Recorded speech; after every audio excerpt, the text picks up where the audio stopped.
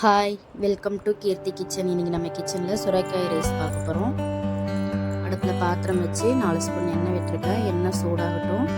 எண்ணெய் சூடானோடனே கடுகு, ஜீரகம் இது ரெண்டும் பொரியட்டும். நல்லா பொரிஞ்சு வரணும். இது ரெண்டு பொரிஞ்சோடனே 4 பெரிய வெங்காயம் நீள்வாக்கில் நறுக்கி வச்சுருக்கேன். 3 பச்சை மிளகாய் கீறினது இது எல்லாத்தையும் சேர்த்து நல்லா வதக்கிடலாம்.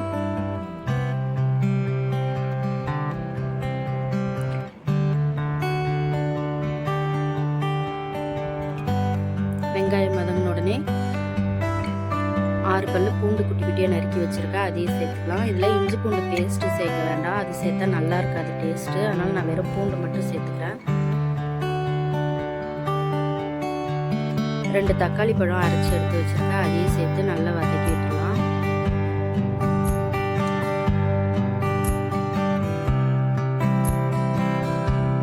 இப்போ நல்லா வதங்கி வந்துருச்சு. இப்போ இதுக்கு தேவையான மசாலா சேர்த்துடலாம்.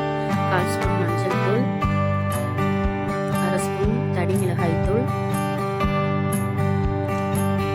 குழம்பு மிளகாய் தூள் 1/2 ஸ்பூன் சேர்த்துக்கிறேன். இதுக்கு வேறு எந்த மசாலாவும் வேண்டாம். இதில் குழம்பு மிளகாய் தூள் போட்டால் நல்லாயிருக்கும் வாசனையாக. தனி மிளகாய் தூள் வந்து காரத்துக்கோசரம் நான் கொஞ்சம் சேர்த்துருக்கேன். இது எல்லாத்தையும் சேர்த்து இது பச்சை வாசனை போகிற அளவுக்கு வதக்கிடலாம். இப்போ நறுக்கி வச்சுருக்கிற சுரைக்காயை இதில் சேர்த்துடலாம். நான் சின்ன சின்னதாக நறுக்கியிருக்கேன். உங்களுக்கு வேணும்னா நீங்கள் பெருசாக கூட நறுக்கி சேர்த்துக்கலாம். இதை ஒரு தடவை கலந்து விட்டுட்டு கொஞ்சமாக உப்பு சேர்த்துக்கலாம் இந்த சுரைக்காய் வதங்கிறதுக்கு.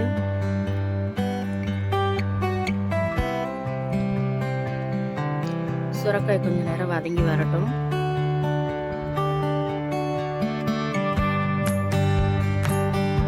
பாருங்க, நல்லா சுரைக்காய் வந்து வதங்கி வந்திருக்கு.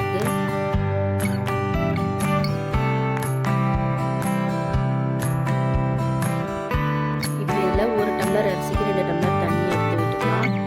நான் 2 டம்ளர் அரிசி எடுத்துக்கிறேன். 4 டம்ளர் தண்ணி விட்டுக்கிறேன். விட்டுட்டு உங்களுக்கு இன்னும் கொஞ்சம் உப்பு வேணும்னா இதில் சேர்த்துக்கலாம்.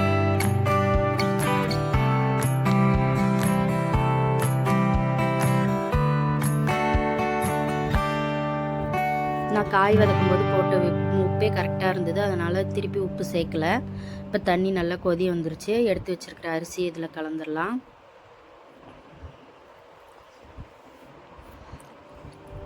கலந்துட்டு நறுக்கி வச்சிருக்கிற கொத்தமல்லி தழையும் சேர்த்துட்டு நல்லா கலந்து விட்டுடலாம் ஒரு தடவை.